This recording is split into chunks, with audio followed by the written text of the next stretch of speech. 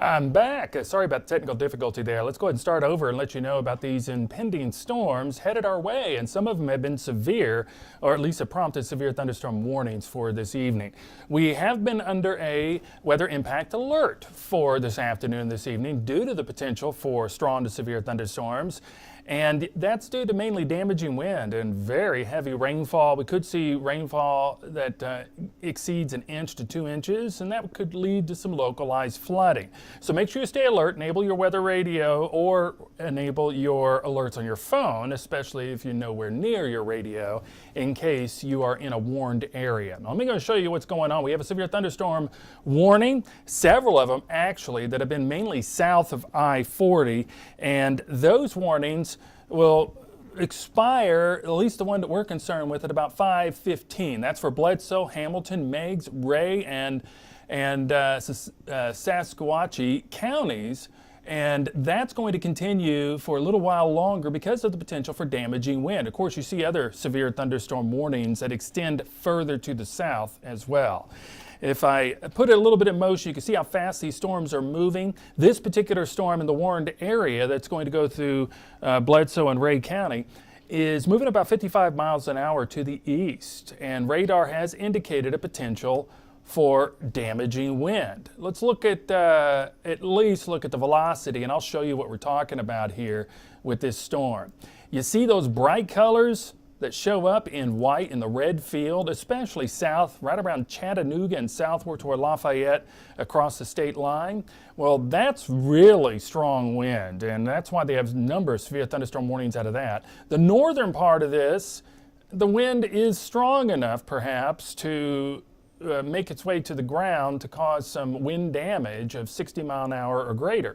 So that's why you see that warning for the counties that are in ahead of this particular batch of storms. They're expanding out, so the good news is it seems like the wind, as it fans out in the northern part of this, is weakening somewhat, but not so much to the south. That seems to be intensifying quite a bit through Georgia, so the bulk of the action is going to remain south of where we are. It doesn't mean we're not going to have potential severe thunderstorms that are briefly warned because of the wind and we have a low threshold for tornadic damage. Look at how much lightning is associated with these storms. It's been pretty tremendous, especially down southward. Had about 477 strikes here recently. You can see that number go up. 533 now, so that's quite a bit of electricity in the atmosphere. We have plenty of moisture around that's aiding this particular storm, and that's why we have higher, heightened possibility for some damaging wind. We have a severe thunderstorm watch that goes through 9 o'clock. You notice it does include Knox County, but it also includes counties right around I-40 and southward. Northward doesn't mean you're not going to get any storms. You're just not going to get any severe weather threat as high as it will be for the storms that are running south. Now, most of the damage reports, this is only for the past 12 hours, have been for wind damage. I haven't seen any tornado damage, no hail damage right now, although there's a risk of some hail. It's pretty low.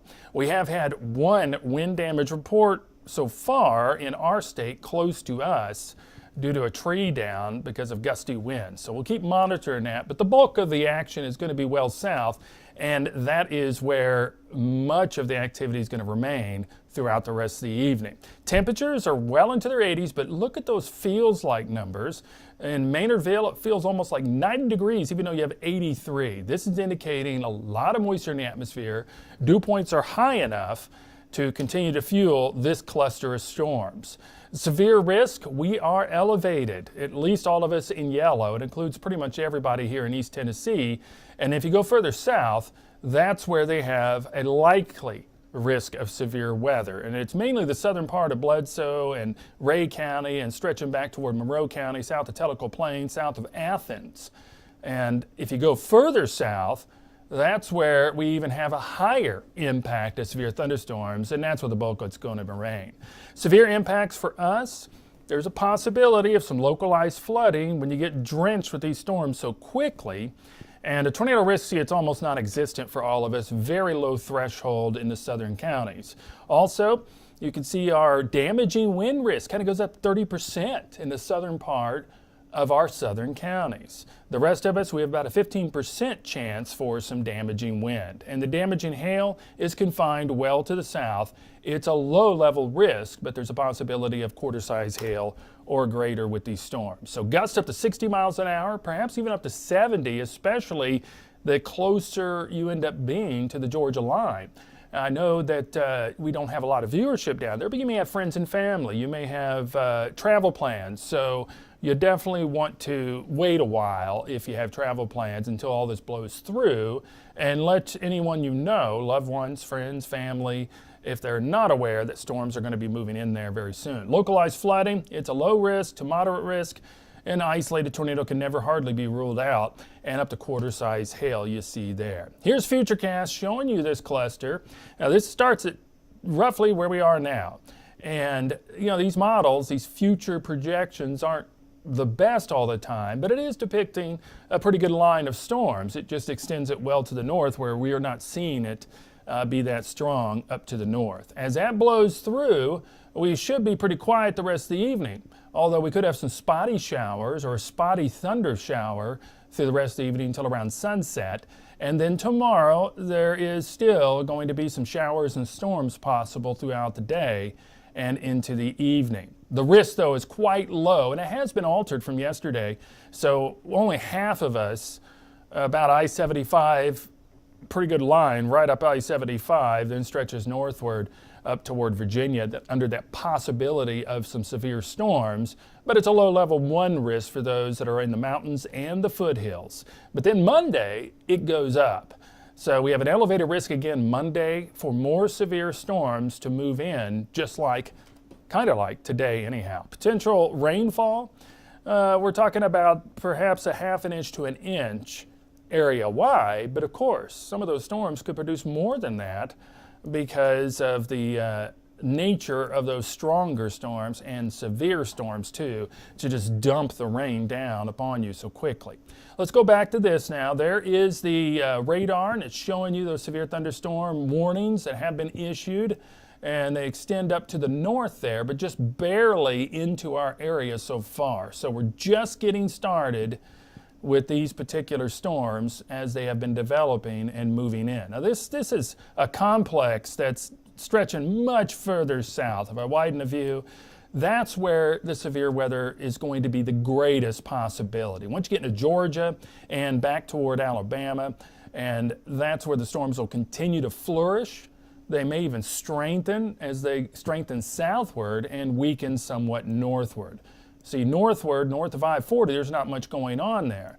So I think north of I-40, you'll just have some rain come in, perhaps a few thunderstorms too, but the velocity is not showing it near as strong. Kind of cuts it off there south of the Cumberland Plateau in the southern part of the valley is where the wind seems to be a little bit stronger. But if you look at Chattanooga and further south, that's where the wind is certainly going to get up to around 70 miles an hour with some of these storms or greater. Now, I'm going to look at the couple other products for you too. This is a product that'll let us know about hail, and yeah, we're seeing some vertical liquid showing up, some heavy downpours. Now, you wonder why we're looking at this for hail. Well, vertical liquid, it's how much moisture, or how much moisture, if you wring it all out in a column of air over the top of you, that's how much can come down on you, at least theoretically. But if you start seeing the yellows and the reds and you start getting the purples, well, the radar is thinking that's extremely heavy rain, but it's actually hail, because hailstones are more solid and larger than raindrops. So that's a good indicator if we see returns like that with a vertical liquid profile that there would be any hail. And I don't see anything that would warrant that at the moment as being much of the problem.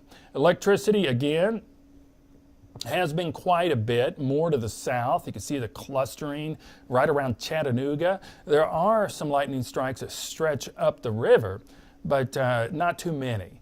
So we're talking about these storms being mostly stronger and severity higher south of us. Doesn't mean we're not going to have any warnings issued, because there could be a possibility of some of those places getting some gusty winds up to 60-mile-an-hour threshold. Rainfall rates, well, there has been quite a bit. You can see this is 24 hours, and this also includes yesterday. Let me go ahead and real quick, on the fly, get it back to 12 hours to show you what just has happened recently. So here's the rain profile as it comes in. Now there are places that are getting some extreme downpours. Let's go up to McMinnville, very close to there. They have been getting a little over an inch, inch and a half possible. So you can see how much rain could potentially come for those south of I-40 as it moves in. Storm reports, we've gone through that. Otherwise, we're just watching the velocity for wind and also watching to see if we get any more severe thunderstorm warnings. Be sure to tune in today on WBIR at 6 o'clock. I will be giving you the weather forecast and an update as we progress through time. No doubt we're going to have probably a few more severe thunderstorm warnings issued for the counties to the south of I-40 primarily. So I hope to see you then. Have a safe afternoon and evening, and just pay heed to any warnings to protect yourself, your family, and your household. I'll see you again here soon.